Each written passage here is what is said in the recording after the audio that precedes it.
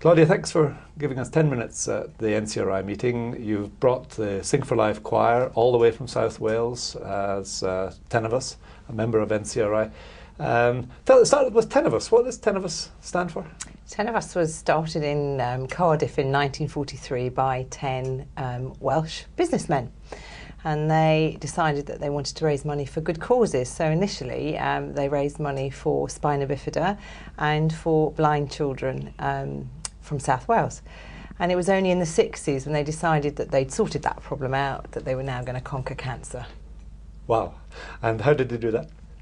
They started to fund research. They built an institute in Cardiff in the grounds of the Heath Hospital in Cardiff, and they spent a lot of money on research and were involved in the development of tamoxifen.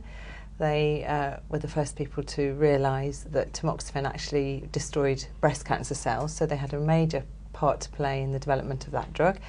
And for years they were just funding research, and then later on they went into patient care and support. And they were the first people to realise the importance of specialist oncology nurses working within the hospital supporting patients.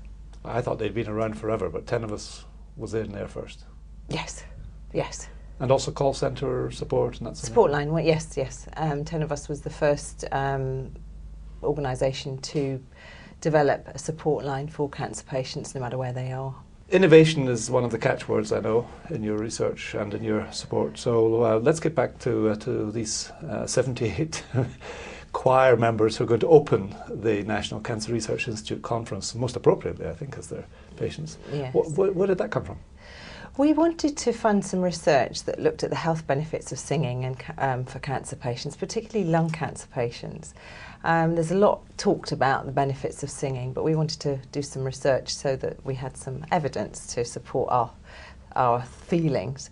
And we approached Cardiff University and asked if they would be interested in a partnership with us. And we put a call out for cancer patients just under a year ago. We've known for a long time that singing is good for you, whether you've got cancer or not, and we wanted to measure the benefits for cancer patients, particularly lung cancer patients. So we decided that we would fund the research, and we joined together with Cardiff University, and we wrote to support groups throughout Wales and asked for patients to come forward if they were interested in joining the choir. And one snowy night in Pontypridd last February, in a church hall, we had 12 people come forward to take part in the research programme, and within a couple of months news had spread, and we're now up to 78 cancer patients, their families and their carers and friends.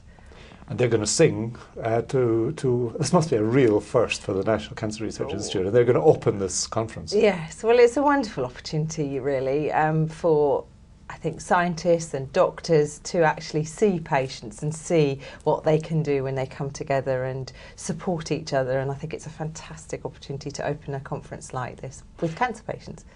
You've got a poster on display showing the results of the preliminary results of your study before and after singing. Yes. Is it good for you or bad for you? What do you think? I rather think it's good for you. I've heard them before, and I think they're spectacular. And really, we want to get, with this evidence, we are now going to start choirs throughout the whole of Wales, which I'm sure won't be difficult in Wales, but with the evidence behind us, we can do that. Now, walking into the BT Conference Centre here, there's a big blue mobile unit parked. So a bus, the Tennovus bus. The Tennovus bus is now 18 months old, and it's a unit that takes support and care and treatment out into the communities. We're trying to stop patients having to travel very long distances to go to cancer centres, particularly in Wales where the geography is really, really quite difficult. So the mobile unit delivers chemotherapy. We have 4 chemotherapy chairs. We have a consultation room on the unit where we can support patients if they need some emotional support or some financial advice or some just social care support. We also now have telemedicine equipment, so we've got high definition TV, we've got video conferencing facilities, we've got some basic scanning facilities as well. So this is all very new for us. We've only just got the equipment, so it's a very, very exciting time for us. And the whole emphasis is on taking treatment support and prevention out into the community. Good. Another innovation? Yes, yes, it's fantastic. takes up 18 car parking spaces, and it just feels like another world when you go into it. Patients are very surprised when they come on it. One couple bought their picnic chairs because they thought they were having their chemotherapy on a lorry, which it is a lorry, but when you go inside it's just fantastic. So patients love it. Never had to wait. The longest a patient has had to wait is 10 minutes, and I wish we could say that in all NHS cancer centres, but it's fantastic. You're going to join the choir tonight? Yes. Singing Yes. second soprano. I hope it goes brilliantly, and thank you very much indeed for joining us. Thank you.